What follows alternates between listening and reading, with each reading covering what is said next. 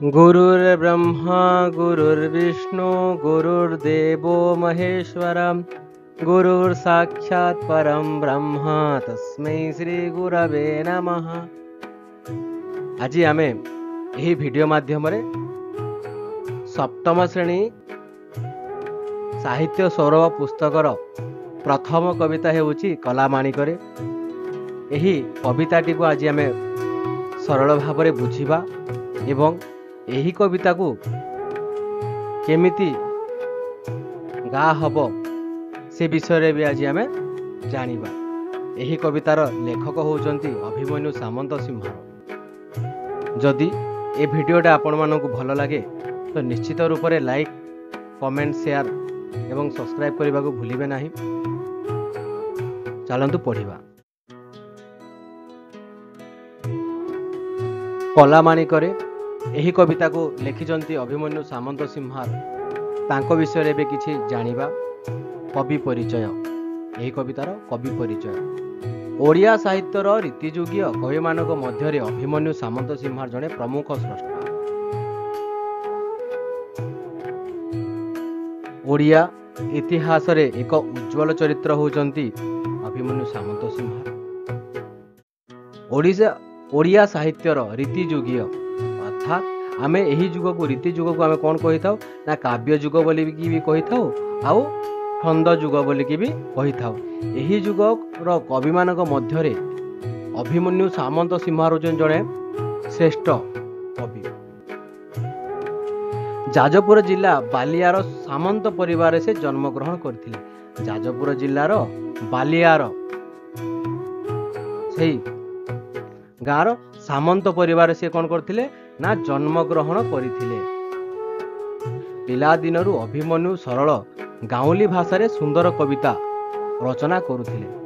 से पिला दिन ठार कौन करथिले ना पिले सी सुंदर गाउली निज जो भाषा निजे व्यवहार करुथिले सही भाषा रे से कौन करथिले ना कविता गुड़ी को रचना करुथिले।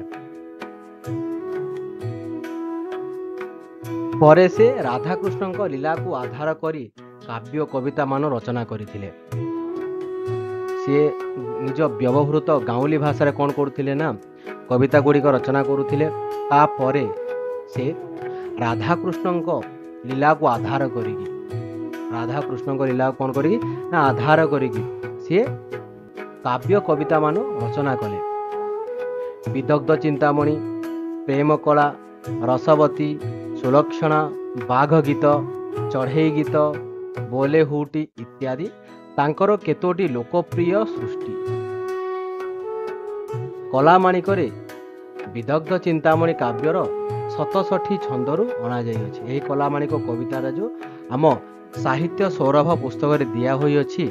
एही कविताटा तांकर सुप्रसिद्ध ग्रंथ विदग्ध चिंतामणि जो काव्यटा अछि सेही विदग्ध चिंतामणि काव्यरू अणा जाई अछि। सेही काव्यर 67 छंदरू अणा जाई अछि।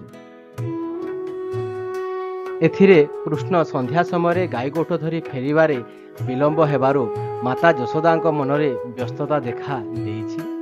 एही कवितारे वात्सल्यमयी मातृहृदय आवेग को सुंदर भाव में वर्णना करा जाइछि। कवि कौन करजंती ना श्रीकृष्ण कौन करती प्रतिदिन गाई चरेवा को गोपाल मान सहित वन को जाती। प्रतिदिन संध्यारे कौन करती ना गाई गोठ धरी फेरी आसती। दिने कौन है ना गाई गोठ धरी फेरिबा समय श्रीकृष्ण गोपाल मान सहित कौन सी कारणवशतः किछि विलंब हो गला। तो सही विलंब को देखी माता यशोदा मनरे व्यस्तता देखा देइथिला। सही व्यस्ततार भाव को यही कविता माध्यम रे सही पुत्रवत्सल मार हृदयर भावटी को यही कविता माध्यम रे वर्णना करिसंती कवि अभिमन्यु सामंत सिंहार। कलामाणिकरे कला शब्दर अर्थ होची कृष्णवर्ण अथवा कला रंग। माणिक गोटे रत्न विशेष। माणिक शब्दर अर्थ होची कोनोसी गोटे रत्न को माणिक कहा जाए। तो कृष्णଙ୍କ ରଙ୍ଗ କଳା ହେଇଥିବାରୁ ତାଙ୍କୁ କଳା ମାଣିକ କୁହାଯାଇଅଛି। ଚାଲ କବିତାଟିକୁ ସ୍ୱରରେ ପଢ଼ିବା, ସ୍ୱର ସହିତ ପଢ଼ିବା ଆଉ ତାର ଭାବାର୍ଥକୁ ବି ଜାଣିବା। ଧୀରେ ଘେନ କାନନରେ କୃଷ୍ଣ ବିଲମ୍ବିତ, ବାତ୍ସଲ୍ୟ ମମତା ଘେନି ଭାଲୁଛନ୍ତି ମାତ କଳା ମାଣିକରେ, ମୋ କଳା ମାଣିକରେ। କଠିନ ଶବ୍ଦ ଗୁଡ଼ାକର ଅର୍ଥ ଜାଣିବା। ଧୀରେ ପଣ୍ଡିତମାନେ, ସୁଧୀଜନମାନେ। ବାତ୍ସଲ୍ୟ ମମତା, ନିଜ ପୁଅ ଝିଅମାନଙ୍କ ପ୍ରତି ପିତାମାତାଙ୍କର ଯେଉଁ ସ୍ନେହ ଭାବଟା ଥାଏ ତାହାକୁ ବାତ୍ସଲ୍ୟ ମମତା କୁହାଯାଏ। ଘେନ ଗ୍ରହଣ କର, ଭାଲୁଛନ୍ତି ଭାବୁଛନ୍ତି, କାନନ ବଣ ଅଥବା ଜଙ୍ଗଲ। ତ ସୁଧୀଜନମାନେ, ଜ୍ଞାନୀଜନମାନେ ଶୁଣନ୍ତୁ, ସକାଳ ପ୍ରହର ଠାରୁ ଗାଈ ଚରେଇ ଯାଇଥିବା ଶ୍ରୀକୃଷ୍ଣ ଏତେ ପର୍ଯ୍ୟନ୍ତ ସିଏ ଫେରି ନାହାନ୍ତି। ସିଏ ତାଙ୍କ ଆସିବା ବିଳମ୍ବ ହେବାରୁ ମା ଯଶୋଦା, ତାଙ୍କ ବାତ୍ସଲ୍ୟ ମମତା ଏଠି ଜାଗୃତ ହୋଇଅଛି। କୃଷ୍ଣଙ୍କର ବିଳମ୍ବକୁ ନେଇ ମାତା ଯଶୋଦା କ'ଣ କରୁଛନ୍ତି ନା ଭାଲୁଛନ୍ତି। ଅସ୍ତବ୍ୟସ୍ତ ହୋଇପଡ଼ିଲେଣି ମା ଯଶୋଦା। ଏହି କବିତାର କବି ଅଭିମନ୍ୟୁ ସାମନ୍ତ ସିଂହ ମହାର ସୁଧୀଜନମାନଙ୍କୁ କହିବାକୁ ଚେଷ୍ଟା କରୁଛନ୍ତି।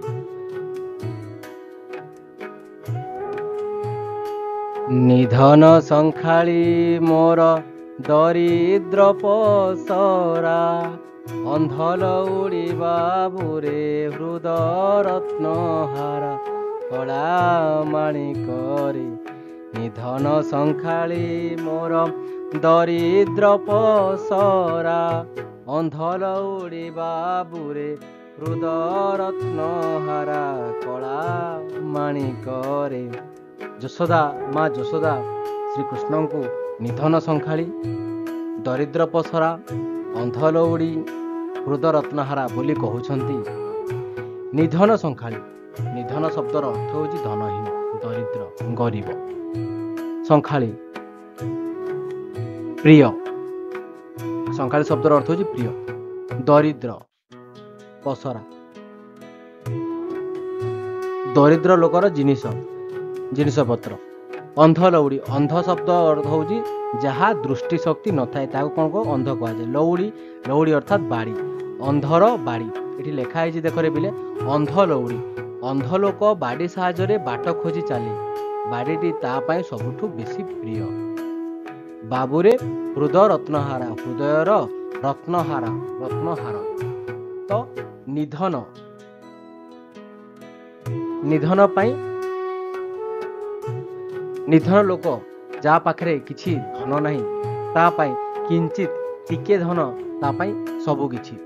ସେମିତି ଦରିଦ୍ର ଲୋକ ପାଇଁ ଥିବା କିଛି ବି ଜିନିଷପତ୍ର ତା ପାଇଁ ବହୁତ କିଛି ହୋଇଥାଏ। ସେମିତି ଅନ୍ଧ ପାଇଁ ତା ବାଡ଼ି ଆଉ ହୃଦୟ ପାଇଁ ରତ୍ନହାରା। ସେମିତି ଯଶୋଦା କହୁଛନ୍ତି ତୁ ମୋ ପାଇଁ, ଯଶୋଦା ପାଇଁ କୃଷ୍ଣ ବହୁତ ମୂଲ୍ୟବାନ ବୋଲି ଏଠି କବି ବର୍ଣ୍ଣନା କରୁଛନ୍ତି।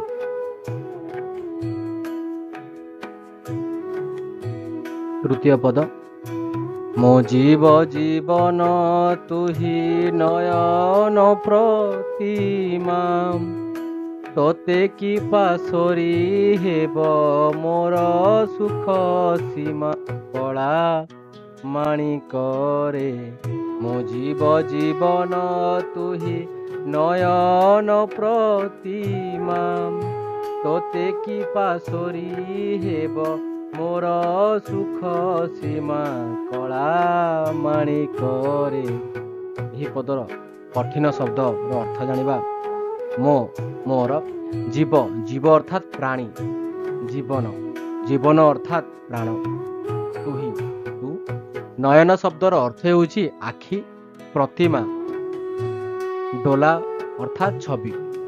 ତୋତେ କି ପାଶୋରି, ଭୁଲି, ପାଶୋରି ମାନେ ଭୁଲି ହେବ ମୋର ସୁଖ ସୀମା।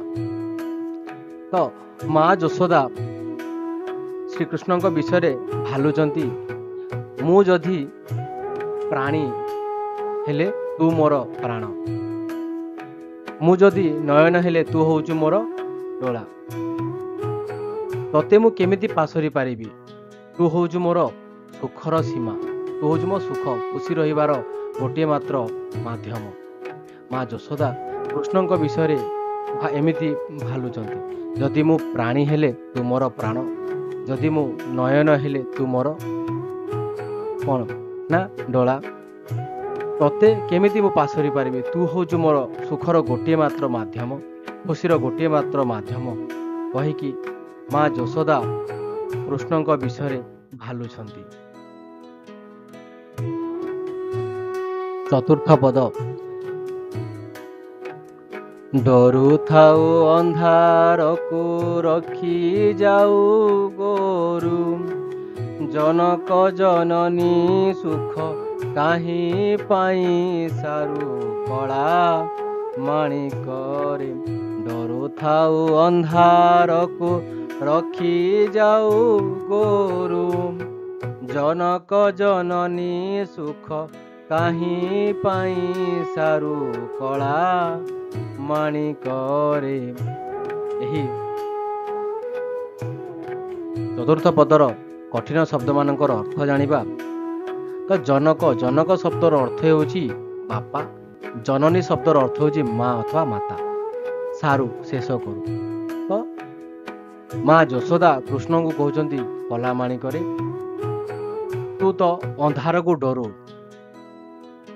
ଗାଈ ଗୋରୁ ରଖି ମୋ ପାଖକୁ ତୁ ଚାଲି ଆସୁ, ତ ସନ୍ଧ୍ୟା ହେଇ ଆସିଲାଣି ତୁ କେମିତି ମୋ ପାଖକୁ ଆସୁନୁ, ଜନକ ଜନନୀର ସୁଖ, ଏଇ ସୁଖକୁ ତୁ କାହିଁ କେଉଁଥିପାଇଁ ନଷ୍ଟ କରୁ ସାରିଦେଉ ବୋଲି ମା ଯଶୋଦା ଭାଲୁଛନ୍ତି। ପଞ୍ଚମ ପଦ। ବୃଦ୍ଧ କାଲେ ତୁ ମୋହର ଏକଇ ନନ୍ଦନ, ହୃଦତାପ ବିନାଶନେ ତୁ ହରି ଚନ୍ଦନ କଳା ମାଣିକରେ। ବୃଦ୍ଧ କାଳେ ତୁ ମୋହର ଏକଇ ନନ୍ଦନ, ହୃଦତାପ ବିନାଶନେ ତୁ ହରି ଚନ୍ଦନ କଳା ମାଣିକରେ। ତ ବୃଦ୍ଧ କାଳେ, ବୃଦ୍ଧ ସମୟରେ, ବୃଦ୍ଧାବସ୍ଥାରେ ନନ୍ଦନ ଶବ୍ଦର ଅର୍ଥ ହେଉଛି ପୁତ୍ର, ହୃଦତାପ ହୃଦୟର ଦୁଃଖ ଜ୍ୱାଳା, ହୃଦୟ ଅଗ୍ନି, ଯେଉଁ ହୃଦୟର ଦୁଃଖିତ ଅଗ୍ନିକୁ ହୃଦତାପ କୁହାଯାଏ, ଦୁଃଖ ଭାବକୁ। ହରିଚନ୍ଦନ ଶୀତଳତା ପ୍ରଦାନକାରୀ ଶ୍ଵେତ ଚନ୍ଦନକୁ ହରିଚନ୍ଦନ କୁହାଯାଏ, ବା ଆହ୍ଲାଦ ପ୍ରଦାନକାରୀ ଚନ୍ଦନକୁ ହରିଚନ୍ଦନ କୁହାଯାଏ। ତ ଯେମିତି ତପ୍ତ ଶରୀରରେ ଚନ୍ଦନ ଲେପିବା ଦ୍ୱାରା ଶୀତଳତା ପ୍ରାପ୍ତ କରେ ଶରୀର, ସେମିତି ମା ଯଶୋଦାଙ୍କର ଦୁଃଖିତ ହୃଦୟ, ଦୁଃଖ ଜ୍ୱାଳାପୂର୍ଣ୍ଣ ହୃଦୟକୁ ଏକା ଶ୍ରୀକୃଷ୍ଣ ହିଁ ଚନ୍ଦନ ରୂପରେ ଶାନ୍ତ କରିପାରିବେ। ପ୍ରଥମ ପଂକ୍ତିରେ କୁହାଯାଇଛି ବୃଦ୍ଧ କାଳେ, ତୁମ ବୃଦ୍ଧାବସ୍ଥାରେ ଏକଇ ନନ୍ଦନ, ମାନେ ତୁ ଏକମାତ୍ର ମୋର ବୃଦ୍ଧାବସ୍ଥାର ପୁଅ, ଆଉ ହୃଦତାପ ହୃଦୟର ଯେଉଁ ଦୁଃଖ ଜ୍ୱାଳାକୁ ବିନାଶ କରିବା ପାଇଁ, ଶେଷ କରିବା ପାଇଁ ତୁ ମୋର ହରିଚନ୍ଦନ, ମାନେ ତୁ ଏକା ମୋ ଚନ୍ଦନ ବୋଲିକି ଯଶୋଦା କହୁଛନ୍ତି କୃଷ୍ଣଙ୍କୁ। ଷଷ୍ଠ ପଦ। ଗୋଟିକା ଅଧାମ ରସ ନରୁଚଇତେ, ନାଚି ଲାଞ୍ଚ ମାଗୁଥାଉ ଲବଣିକେ ମନ୍ତେ କଳା ମାଣିକରେ। ଗୋଟିକା ଅଧାମ ସର ନରୁଚଇତେ, ନାଚି ଲାଞ୍ଚ ମାଗୁଥାଉ ଲବଣିକେ ମନ୍ତେ କଳା ମାଣିକରେ। ଏହି ପଦରେ ଥିବା କଠିନ ଶବ୍ଦ ଗୁଡ଼ିକର ଅର୍ଥ ଜାଣିବା। ଗୋଟିକା, ପେଡ଼ା, ଏହି ସବୁ କ୍ଷୀରରୁ ନିର୍ମିତ ଜିନିଷ ଗୁଡ଼ାକ ଅଧାମ ରାବେଡ଼ି, ଲବଣୀ ହେଉଛି ଲହୁଣୀ। ତ ଗୋଟିକା ଅଧାମ ସର ପେଡ଼ା ରାବେଡ଼ି ସର ତତେ ରୁଚି ନାହିଁ, ତୁ ଖାଉନାହୁଁ ନା ତୁ କ'ଣ କରୁ ନା ନାଚି କ'ଣ କରୁ ଲାଞ୍ଚ ମାଗିଥାଉ। କ'ଣ ନା ଲବଣୀ କେମିତି ତୁ ନାଚି ଲାଞ୍ଚ ମାଗିଥାଉ, କ'ଣ ଲବଣୀକୁ ଲହୁଣୀକୁ ତୁ ମୋଠୁ ମାଗିଥାଉ କହୁଛନ୍ତି ମା ଯଶୋଦା ଶ୍ରୀକୃଷ୍ଣଙ୍କୁ। ଅର୍ଥାତ୍ ଭାଲୁଛନ୍ତି ଶ୍ରୀକୃଷ୍ଣଙ୍କ ବିଷୟରେ। ରେ ଶ୍ରୀକୃଷ୍ଣ ତୁ କେମିତି ନାଚି ମୋ ଠାରୁ ଲାଞ୍ଚ ମାଗୁଥାଉ ଲବଣୀକୁ ଖାଇବା ପାଇଁ। ସମସ୍ତଙ୍କୁ ଧନ୍ୟବାଦ। ଆଶା କରୁଛି ସମସ୍ତଙ୍କୁ ଏହି ଭିଡ଼ିଓଟି ଭଲ ଲାଗିଥିବ। ସପ୍ତମରୁ ଦ୍ୱାଦଶ ପଦ ପର୍ଯ୍ୟନ୍ତ ନେକ୍ସଟ ଭିଡ଼ିଓରେ ଥିବ। ଯଦି ଆପଣମାନଙ୍କୁ ଏହି ଭିଡ଼ିଓଟି ଭଲ ଲାଗିଲା ତାହେଲେ ଲାଇକ୍, କମେଣ୍ଟ, ସେୟାର, ସବସ୍କ୍ରାଇବ୍ କରିବାକୁ ଏହି ଚ୍ୟାନେଲଟିକୁ ଭୁଲିବେ ନାହିଁ। ଧନ୍ୟବାଦ।